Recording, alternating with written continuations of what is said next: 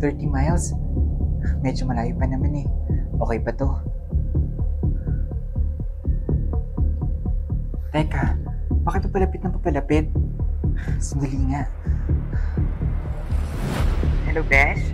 Oh, bakit napatawag ka? Hello Besh? Busy ka ba? Pwede mo ba ako samahan dito sa bahay? Pasensya ka na, Besh, ha? Nasa reunion kasi ako, eh. Bakit may problema ba? Wala Besh. Wala naman. Sige mag-enjoy ka dyan Pauwi na rin naman si mama eh. Okay, sige, Besh. Pumunta na lang ako dyan kapag hindi ako busy, ha? Bye!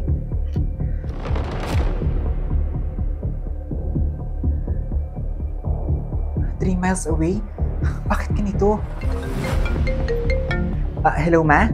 Nasaan na po kayo? Pauwi na rin ako, anak. Malapit na rin ako sa bahay natin. Nasaan na po kayo banda ma? Medyo malapit na rin ako, anak. 3 miles away na lang ako sa bahay 3 natin. miles away po?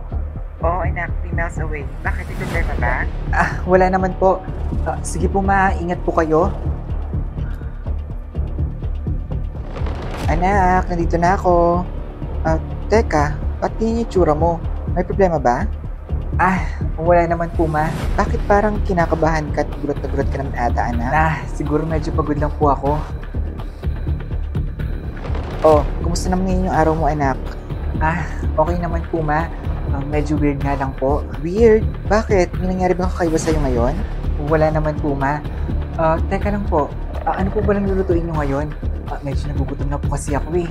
Mag-order na lang siguro tayo, anak, ng pagkain. Anong gusto mong kainin ngayon?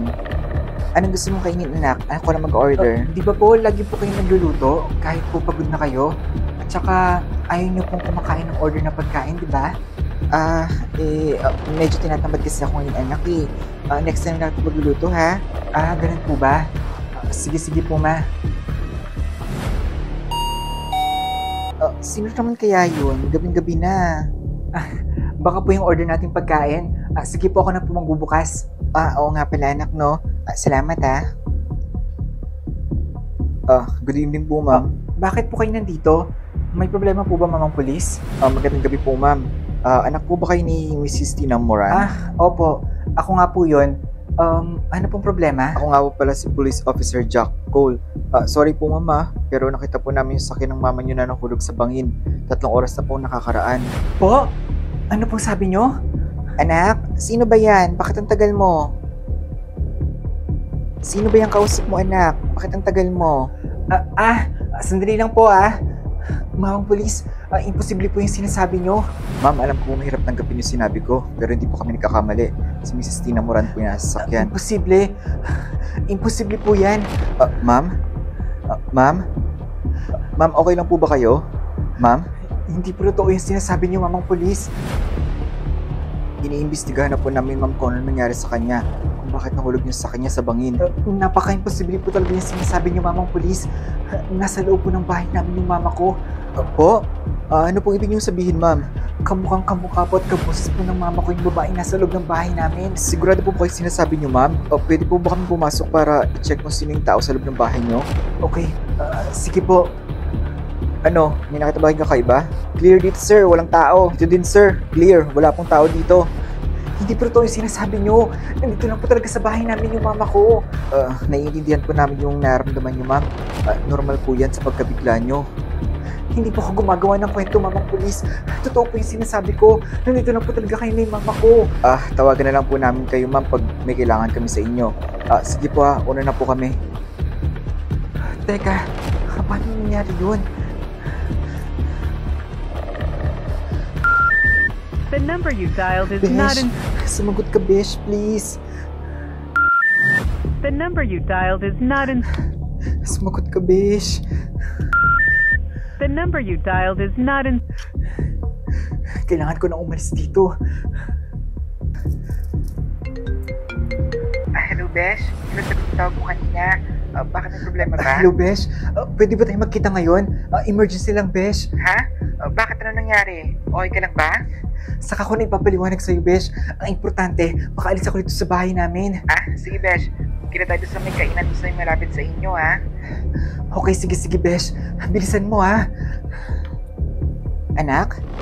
Saan ka pupunta? Saan ka pupunta, anak? May problema ba? Sino ka? At anong ginagawa mo dito? Anong sinasabi mo, anak? Anong ibig sabihin? Huwag mo na akong lokohin. Sino ka nga? At anong ginagawa mo dito? Hindi kita maintindihan, anak. Ano ba nangyayari sa'yo? Pwede ba? Magsabi ka na ng totoo. Anong ginawa mo sa mama ko? Anong sinasabi mo dyan, anak? Ako to. Mama mo ko, diba? Sinungaling ka. Na-aksidente yung mama ko. 3 oras na yung nakakaraan. Maniwala ka sa akin, anak. Ako to, mama mo. Huwag ka na magpanggap. Dahil alam ko na ito ang nangyari sa mama ko. Hindi mo ba ako namumukhaan, anak? At hindi mo din ba ako nabobosesan? Hindi totoo yung mga sinasabi sa'yo ng mga pulis. Bakit alam mo magluto yung mga pulis? Besh, sumagot ka please. Anak, nasan ka? Huwag ka na magtago kay mama. Besh, sumagot ka please. Anak, magpakita ka na sa akin. Papaliwanag ako. Kailangan ko makahanap na magtataguan ko.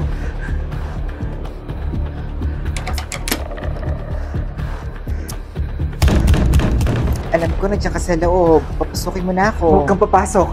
At pwede ba? Umalis ka dito. Kung tatawag ako ng pulis. Okay, sige. Sabihin ko na sa'yo tungkol sa pagkatao ko. Hindi talaga akong mama mo, Kirsten. Kung hindi ikaw ang mama ko, sino ka? At anong ginagawa mo dito? Hindi mo ba ako naaalala, Kirsten? Ako to, si Jessa. Teka, sinong Jessa? Jessa? Wala akong kilalang Jessa. At bakit kamukhang kamukha mo yung mama ko? At bakit kabuhos mo din siya?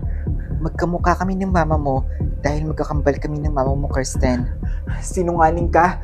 Walang kakambal ang mama ko. Wala siyang sinasabi sa akin yung may kakambal siya. Maniwala ka sa akin, Kirsten. Kakambal ko talaga yung mama mo. Hindi mo ba ako namumukhaan?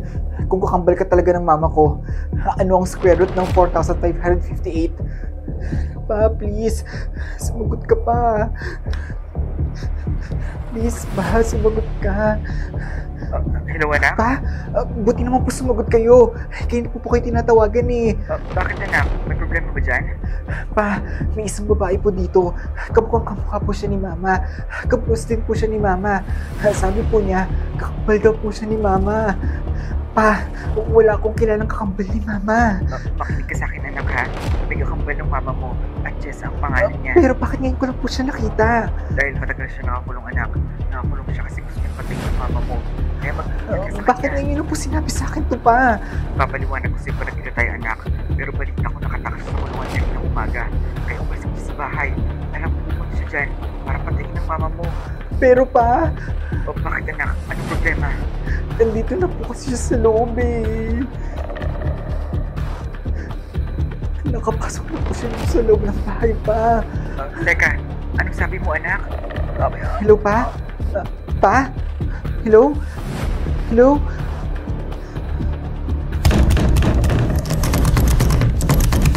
Pwede ba? Umalis ka na dito sa bahay namin. Makinig ka muna sa akin, Kirsten, please. Makinig ka sa akin. Magpapaliwanag ako sa'yo. Alam ko na ang lahat. At kapag hindi ka pa umalis sa bahay namin, tatawag na ako ng mga pulis. O iniisip na pinatay ko ang mama mo, Kirsten. Pero kasabwat ko ang papa mo. Kasabwat ko ang papa mo sa lahat ng nangyayaring ito, Kirsten. Kaya makinig ka sa akin. Teka, anong sabi mo? May 5 minuto ka para magpaliwanag. Kung hindi, tatawag na ako ng mga pulis. Pinayaran ako ng papa mo, Kirsten, para magpanggap bilang mama mo. Hindi totoo yung sinasabi mo. Maniwala ka sa akin, Kirsten. Totoo lahat ng sinasabi ko sa'yo. Pwede ba? Huwag ka na magsinungaling. Sinabi sa akin ng papa ko na tumakas ka ng kulungan para patayin ng mama ko. Hindi mo na ako mapaniwala sa mga kasinungalingan mo. Hindi ako ang sinungaling dito, Kirsten. Hindi totoo ang sinasabi sa'yo ng papa mo dahil nagkatrabaho ako sa kanya. Hindi kita sasaktan, Kirsten. Hindi mo ko sasaktan. Anong ginagawa mo dito? Anong kailangan mo sa akin? Nakikilala mo ba tong bagay na to, Kirsten? Teka, bakit nasa yung bagay na yan? Bakit nasa iyo yan? Sino nagbigay sa'yo niyan? Binigay sa akin to ng papa mo. Kaya maniwala ka sa akin. Ito yung sinasabi ko. Hello? Sino to? Nakalis ka na ba ng bahay, anak? Nasaan ka ngayon? Pa? Bakit ibang number po yung gamit nyo? Kaninong number po tong gamit nyo, pa? Mamaya ko nipapaliwanag sa'yo. Nakalis ka na ba ng bahay, anak? Pa?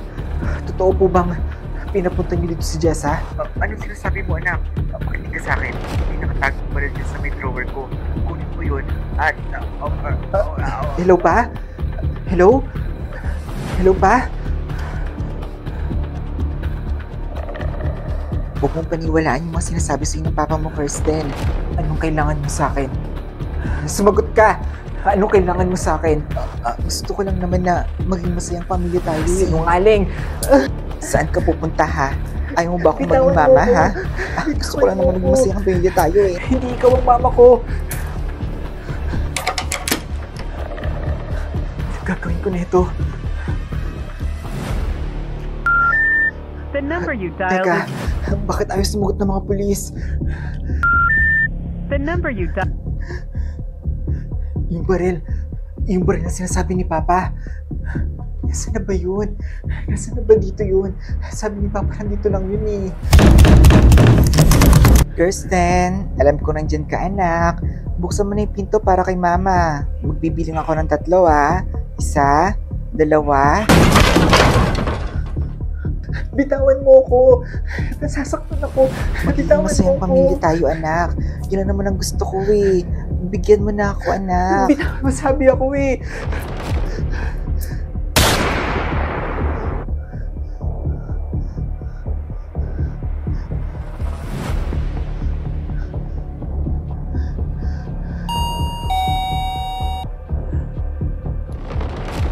Hello, ma'am. Ano po nangyari dito? Hindi po dumating na kayo, mamang polis. Kanina po kayo tinatawagan eh. Yung kakambal po ng mama ko. Kumalma po muna kayo, ma'am, ha? Ano po ba nangyari dito? Okay lang po ba kayo? Yung kakambal po ng mama ko. Pumunta po siya dito para patayin po ako. Ma'am, mukhang inaatake na naman po siguro kayo na sakit nyo. Ano po sinasabi niyo kakambal ng mama nyo? Wala nang pong kakambal yung mama nyo eh. Pero pumunta po kayo dito kanina, di ba? Pumunta po kayo kanina dito para i-check yung bahay namin kanina. Pasensya na po, ma'am, ha? Pero hindi po kayo pumunta dito kanina. At wala po kaming maalalang chinek namin yung bahay nyo. Ano po ba sinasabi nyo? Ano po nangyayari? Tumawag po kasi yung kapitbahay nyo. At may narinig daw po siyang putok ng baril galing sa bahay nyo eh. Pwede po ba kami pumasok? Titignan lang po namin kung ano nangyari sa loob. Sige po. Sige po. Ayan po. Ayan po yung katawan ng kakambal ng mama ko. Ginuhuli ka namin sa salang pagpatay sa mama mo na si Miss Tina Moran. Sa presinto ka na magpaliwanag. Po? Anong ibig sabihin? Katawan po yan ng kakambal ng mama ko eh. Sumama na lang po kayo sa amin, ma'am. Matagal na din po sinabi sa amin ni Mrs. Tina Moran na binabalak niyo siyang patayin dahil may sakit kayo sa utak at gumagawa kayo ng kano-anong kwento. Hindi ko po magagawa yun sa mama ko. Mahal na mahal ko po yung mama ko. Kakambal po yan ng mama ko. At hindi naman po ako nababaliw eh. Hindi po ako baliw. Hindi po ako baliw. Halina po kayo, ma'am. Bitawan niyo nga ako. Hindi nga ako nababaliw. Kakambal po yan ng mama ko. Kakambal po yan ng mama ko.